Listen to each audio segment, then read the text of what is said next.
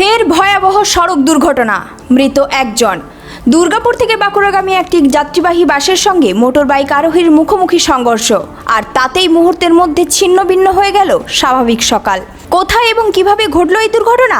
আজ সকাল প্রায় 7টা নাগাদ ধবনীর কাছে রাজার বাগান এলাকায় ঘটে যায় এক ভয়াবহ দুর্ঘটনা। দুর্গাপুর থেকে বাঁকুড়া আসছিল একটি যাত্রীবাহী বাস। ঠিক সেই সময়ে বিপরীত দিক থেকে আসা একটি মোটরবাইকের সঙ্গে মুখোমুখি সংঘর্ষ হয়। সংঘর্ষের অভিঘাত এতটাই প্রবল ছিল যে ঘটনাস্থলেই গুরুতর জখম হন মোটরবাইক আরোহী। দুর্ঘটনার পরই এলাকায় ছুটে আসেন স্থানীয় মানুষজন। দ্রুত উদ্ধার করে তাকে নিয়ে যাওয়া হয় বাঁকুড়া সম্মিলনী মেডিকেল কলেজ হাসপাতালে, কিন্তু দুঃখজনকভাবে হাসপাতালে পৌঁছানোর আগেই মৃত্যু হয় ওই বাইক আরোহীর। এই ঘটনার পর এলাকায় নেমে আসে শোকের ছায়া। সকালে ব্যস্ত সময়ে এমন দুর্ঘটনা ফের একবার তুলে ধরল রাস্তার নিরাপত্তার বড় প্রশ্ন। প্রত্যক্ষদর্শীদের মতে ঘটনাটি এতটাই হঠাৎ ঘটে যে কিছু বুঝে ওঠার আগেই সব শেষ হয়ে যায়। এই মর্মান্তিক দুর্ঘটনা ফের একবার প্রশ্ন তুলছে, রাস্তায় আমরা কতটা নিরাপদ?